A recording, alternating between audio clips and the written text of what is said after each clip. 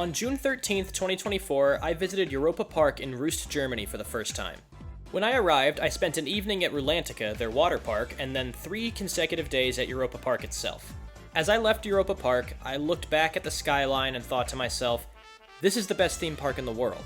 Mind you, I live in Tampa, Florida, just an hour away from every Walt Disney World park, every Universal Orlando park, Busch Gardens Tampa, and SeaWorld, so I've got a lot of competition for that spot. Europa Park is just on a completely different plane of existence from every other theme park I've ever been to, and I'm gonna break down what makes it so special and why there's nowhere else in the world like it.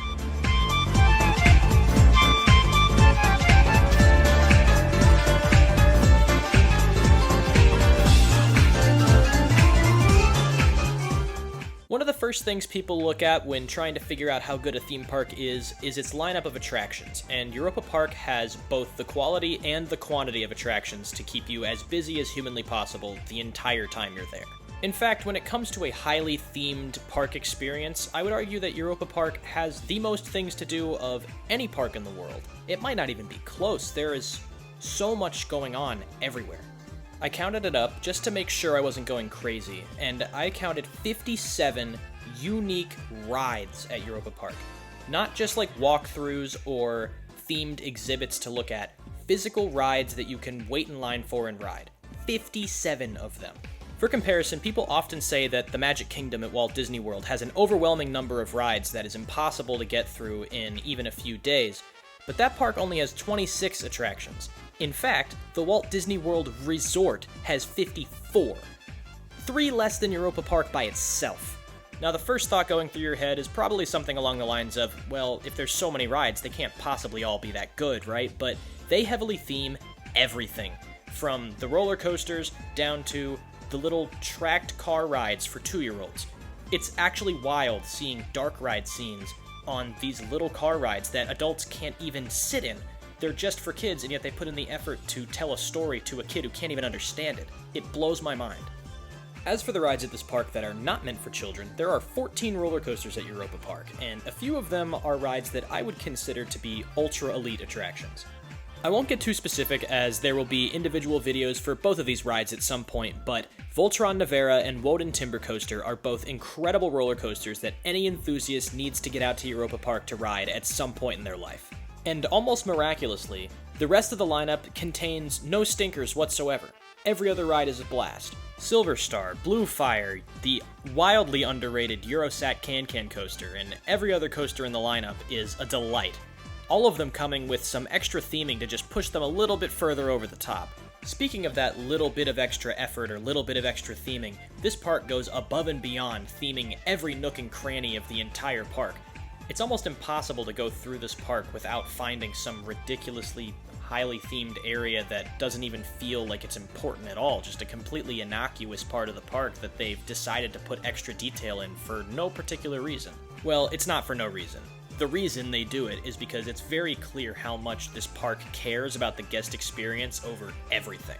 And when I say guest experience, I mean every guest's experience. I genuinely think that there is not a single person in the world who could go to Europa Park and find nothing to do that they enjoy. It is just so catered to every kind of person, and it's so clear that they want everyone to enjoy themselves regardless of what they want from their experience. If you want high-octane thrill rides, they got a ton of them. If you want to just sit back, relax, and people watch for 4 hours, then you can do that. There's a million places to sit and just observe everyone. If you want great food, you can't make it more than 10 steps without finding another place to grab some food, a quick service restaurant, or even a sit-down place that has something insane that you might enjoy. It's for this reason that I plan on bringing generations of my family to this park over the course of the next few decades of my life, because even as I get older, I feel like I could still enjoy myself here without riding a single ride, for days on end. And the reason it's so easy to spend days on end at this park is because it is just so expansive to the point that it's almost impossible to discover it all in one sitting. I titled this video The Endless Expanse of Europa Park, and I did that because I spent nearly 24 hours here over the course of 3 days, and I didn't even come close to experiencing everything. To some, that might seem like a bad thing, and at other parks it probably would be, but Europa Park makes you feel like you're genuinely exploring it as you look for things to do. During my first full day at the park, I just went from roller coaster to roller coaster, making sure I got all the credits like the nerdy little coaster enthusiast I am. But on the second day, I made it my mission to go throughout the park and find every flat ride, every dark ride, every transportation ride that I could, and experience those. I did my absolute best to get to all of them, but I didn't even come close.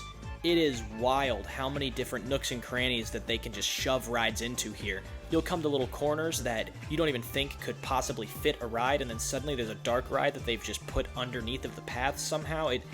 It's mind-blowing. The park's ability to utilize space so perfectly makes not only every ride you go on feel special because it doesn't feel like it can exist where it is, but it also just adds so much absurd capacity to the park that there is never any moment where you can't just walk onto a ride somewhere.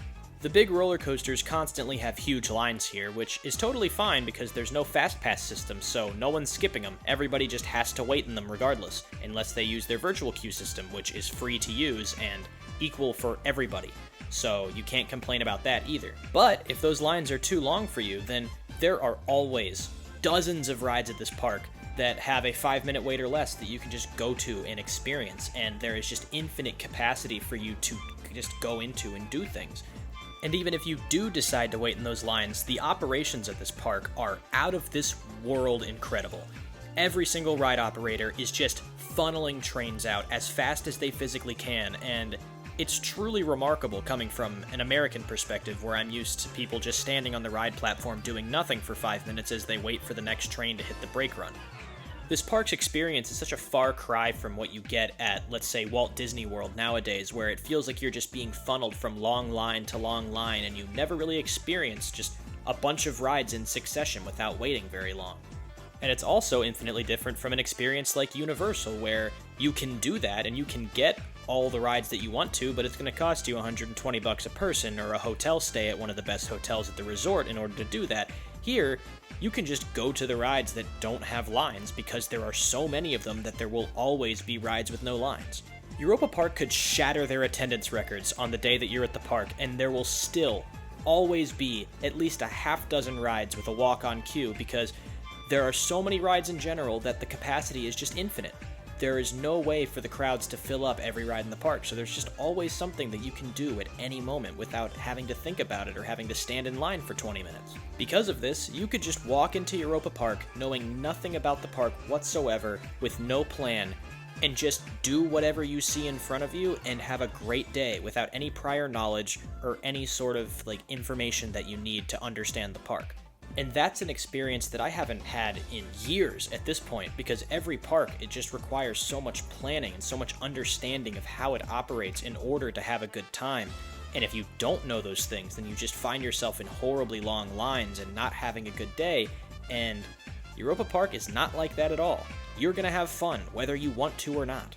So if you ever go to Europa Park, go in with an open mind, go in with a spirit of exploration, and I promise you, you will come out with one of the best theme park experiences of your entire life. So that's it for my review of Europa Park. I hope this was at least moderately coherent. I don't really script these videos, I just talk into my microphone and hope that I can edit it all together to make some sort of sense. When I first had the idea to make this video, Europa Park was undoubtedly my favorite theme park of all time, but by the end of the trip, it was knocked down to number 2.